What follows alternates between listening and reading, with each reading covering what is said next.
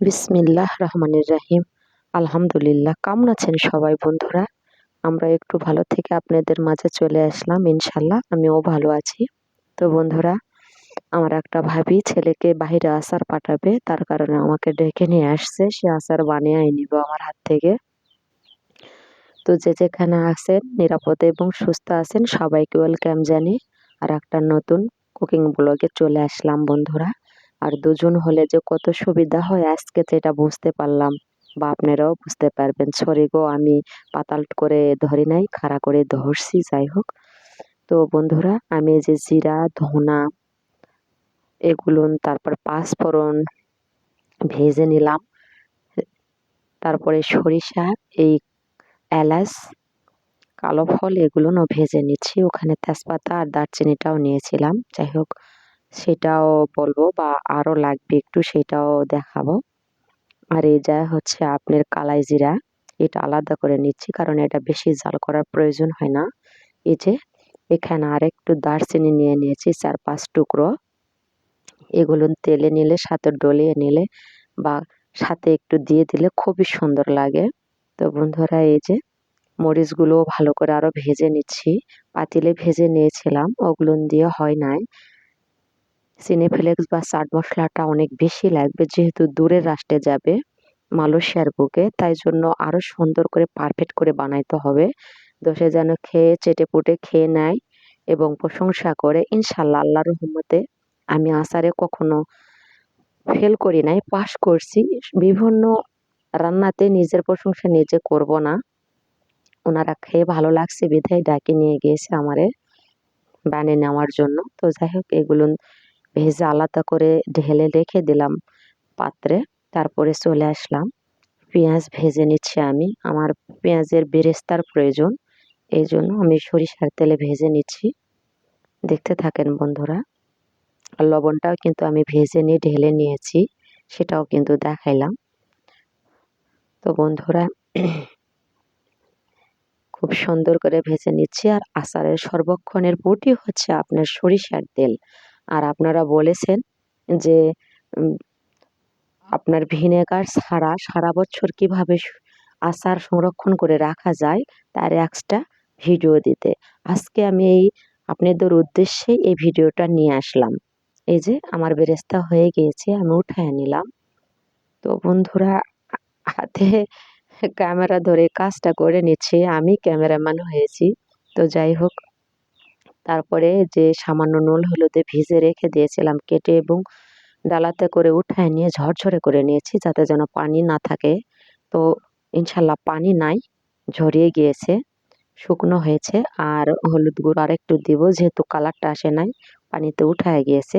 তারপরেও আপনার বীজটা খুব মানে শক্ত হয়েছে, পুক্ত হওয়ার কারণে এটা কেটে নেওয়ার পরেও বীজের যেই কষটা লেগে গিয়েছে গায়ে আমের চাকা, সেটা উঠানো যায়নি। তবে তেলে পড়ে যায়, এটা ভালো হয়ে যাবে। এই যে ভেজে নিলাম, দেখেন 5 মিনিট ধরে কিন্তু আমি এটা ভেজে নিলাম। বেশি করে ভেজে নিয়ে ঢেলে নিলাম, কারণ এটা বাইরে যাবে, মালয়েশিয়া রাষ্ট্রে যাবে, আমাদের বাংলাদেশ থেকে বাহিরের রাষ্ট্রে।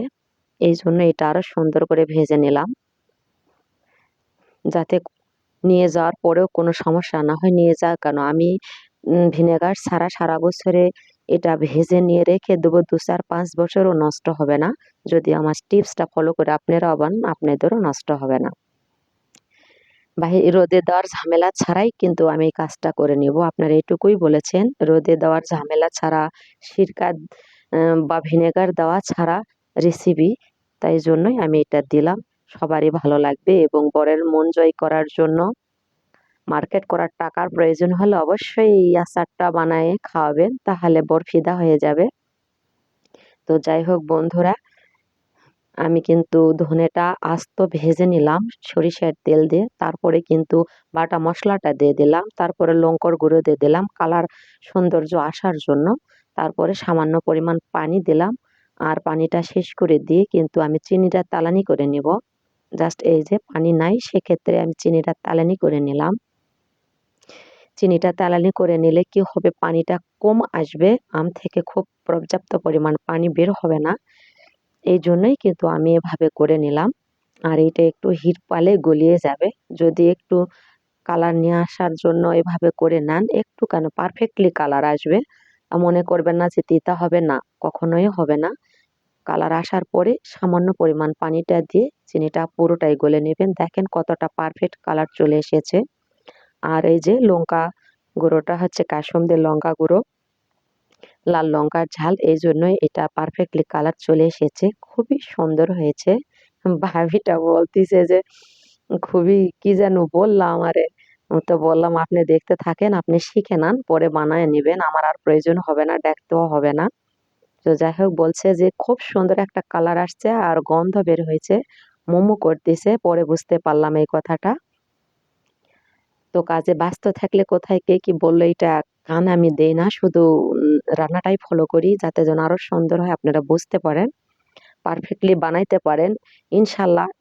তাও তো একদিন বলবেন যে ওই রোমাপুর রেসিপিটা দেখে আমি খুব সুন্দর একটা আচার তৈরি করে নিয়েছি, বাড়ির সকলের প্রশংসা পাবেন এবং সকলেই খুশি হবে। এই জন্যই কিন্তু এই কথাটা বললাম। মনোযোগ দিয়ে রান্না করি, খেতে যা মনে করেন। কিন্তু বাবা গ্রাম, বাইরে থেকে একটু তো ধ্বনি আসবেই, আর পাখির গঞ্জন কোলাহল, একটু কথা আসবে, ঘনবসতি। যাই হোক, অনেক দূরে গিয়ে রান্না করলেও মাইক্রোফোন সাথে নিয়ে রান্না করলে বা অলরেডি সরাসরি ভয়েস দিলে কিন্তু একটু কথা আসেই। তার জন্য সরি, অবশ্যই আসবে। ভয়েসটা অফ করে আবার অফ দিলে সমস্যা হয় না, কিন্তু সরাসরি ভয়েস দিলে ওটা তার অফ করার প্রয়োজন হয় না। কি বলবো বলেন, অনেক সময় রাতে করে নেই, সেটাও তো আপনারা দেখেন, কিন্তু আমি একটা ভুল করি বারবার, যে আমার মনে থাকা সত্ত্বেও আমি হচ্ছে পাতাল করে ভিডিওটা না করে খাড়া করে করছি। বন্ধুরা, আপনারা আমার বন্ধু, কলেজের বন্ধুরা, একটু কমেন্ট করে বললেনও না কোনোদিন যে আপু পাতাল করেই করেন। তারপরে কিন্তু এই যে চাট মশলাটা রেডি করে নিচ্ছি আমরা পারফেক্টলি। দেখেন ভাবি রেডি করে দিচ্ছে, আমি ক্যামেরা করতেছি আর অন্য যে কাজটা আছে সেটা সেরে নিচ্ছি। তো যাই হোক, এই যে চলে আসলাম, আবারও ফিরে চলে আসছি মূল রেসিপিতে, আবারও যাচ্ছি দেখাইতেছি আপনাদের। শিলনোড়াতে বেটে করে নিচ্ছে আদা ভাঙা করে। ভাবিরে বললাম ভাবি আদা ভাঙা করে নেন, বেশি গুঁড়া করবেন না, তাহলে মুখে পড়লে মোমো করবে না। আর আদা ভাঙা করে নিয়ে বানাইলে না চিনি ফ্লেক্স চাট মশলাটা মুখে পড়ে মোমো করে মন ভরে যায়। দেখে জিভে জল চলে আসে, দেখে মনে হয় যে খাই, গন্ধে মন ভরে উঠেছে। চারপাশের লোকেরা বলছে তোমরা কি করতেছ, একটা খুব সৌরভ সুগন্ধি বের হয়েছে, নিশ্চয়ই আচার করতেছ, রোমা আসছে। তো শুনে খুব খুশি লাগলো, ভালো লাগলো, আনন্দ লাগলো। আলহামদুলিল্লাহ, সবাই ভালোবাসা দিয়ে আমার পাশে আছে, সবাই জানে, সবাই বলে উম, হ্যাঁ হ্যাঁ করে নাও, আমরা খুশি, আমরাও দেখি। তো যাই হোক বন্ধুরা, নতুন ইউজার, হয়তো বেশি হিউজ আসে নাই, ইনশাল্লাহ আসবে আপনাদের দোয়ার আল্লাহর রহমতে। কিছুটা দিন তো হলো করছি। তো যাই হোক, ভালোবাসাতে পাশে আছেন, খুবই খুশি। পারফেক্টলি চাট মশলার চিনি ফ্লেক্সটা হয়ে গিয়েছে। আর এই যে এভাবে চিনি ফ্লেক্সটা দিয়ে দিলাম, তারপরে চাট মশলাটা অবশ্যই দিয়ে দিব। এটা দেওয়ার এখনো সময় হয় নাই, এই জন্য দেই নাই। আর দেখেন একটুকু কিন্তু পানি দেয় না, পর্যাপ্ত পরিমাণে পানি কিন্তু আম থেকে বের হয়েছে অলরেডি। এইবারে আমি দিয়ে দিচ্ছি আবারও, আবার মানে চাট মশলাটা দিয়ে দিলাম।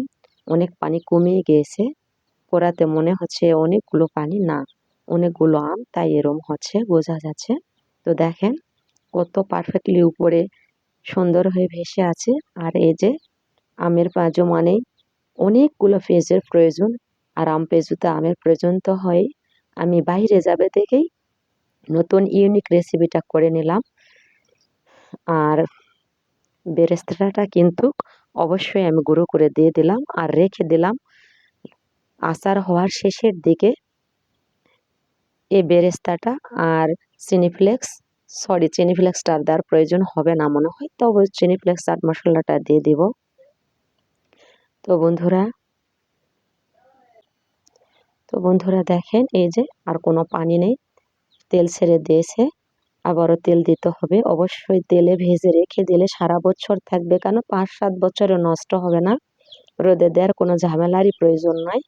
এই যে লাস্টের দিকে দিয়ে দিলাম, বলছিলাম যে আচার হওয়ার কিছু আগে দিয়ে দেবো, দিয়ে দিচ্ছি। তারপরে কিন্তু তেলে ভেজে নেব, এখনো কিন্তু হয় নাই, অবশ্য আধা ঘন্টা 1 ঘন্টার মতো ভেজে নিতে হবে, যেহেতু বাইরে পাঠাবো এই কারণে। না হলে বাড়িতে খাওয়ার জন্য হলে আধা ঘন্টা হলে প্রয়োজন, আর ভাজার কোনো প্রয়োজন পড়বে না। তো যাই হোক এভাবে ভেজে নিচ্ছি। দেখেন কতটা কালার চলে আসছে আর পারফেক্টলি পেঁয়াজের গন্ধে মন ভরে যাচ্ছে। বললামই তো সবাই আসছে। এই যে দেখেন কত সুন্দর হয়েছে। সাথে লাস্টের দিকে কিন্তু আমি তেঁতুল দিলাম। এটা পানিতে ভিজিয়ে রাখার প্রয়োজন হবে না, যেহেতু তেল আছে। কাঠটা দিলে যথেষ্ট হয়তো, কিন্তু এটা তো বাইরে যাবে আর শুকনো করে নিব। এর জন্য কাঠ দিলে আগেই দিতাম, এখনই সব সাইডে দিয়ে দিচ্ছি। আর এদের জোয়ান দেখছেন, এটা হচ্ছে জোয়ান, আর রাঁধুনিটাও দিয়ে দেবো। এটা কিন্তু ভাজার প্রয়োজন হয় না। এই যে এটা হচ্ছে রাঁধুনি আর ওইটা হচ্ছে জোয়ান। এটা হচ্ছে আপনার ওই যে ভাবির হাতে দিয়ে দিলাম।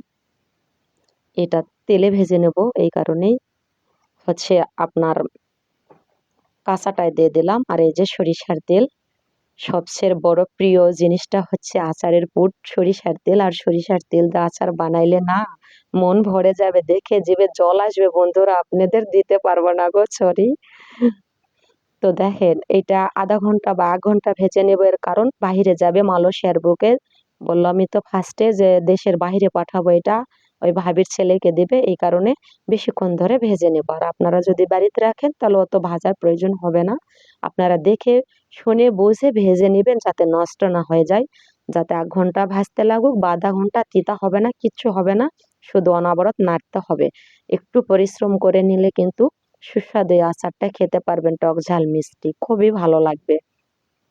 আর আমার রেসিপি যদি ভালো লাগে থাকে তাহলে লাইক কমেন্ট শেয়ার করতে ভুলবেন না। ফেসবুক থেকে দেখলে পেজে একটু ফলো দিবেন, শেয়ার করবেন বন্ধু এবং ফ্যামিলি ফ্রেন্ডসদের মাঝে। আর ইউটিউব থেকে দেখলে একটু সাবস্ক্রাইব করে নোটিফিকেশান অন করে দিয়ে রাখবেন। ইনশাল্লাহ দোয়া রাখবেন। বিভিন্ন ধরনের বা 2 ধরনের বা আলাদা সাবজেক্ট করে আমি হচ্ছে ফেসবুকে বা ইউটিউবে দেই। তো বন্ধুরা, কলিজার বন্ধুরা, ভালোবাসা দিয়ে পাশে আছেন, এরম পাশে থাকবেন ইনশাল্লাহ। দোয়া রাখি আপনারাও বড় হয়েছেন, আরো বড় হন। আর আমরা ছোট ছোট ইউজার, আমাদের জন্য একটু দোয়া করবেন আল্লাহর কাছে, আল্লাহ যেন আমাদেরকে একটু প্রতিষ্ঠিত করে এবং ভালো লাগে। যাই হোক বন্ধুরা, কথা বাড়ালাম না, আর দেখাবো না। ভালো থাকেন, সুস্থ থাকেন, আল্লাহ।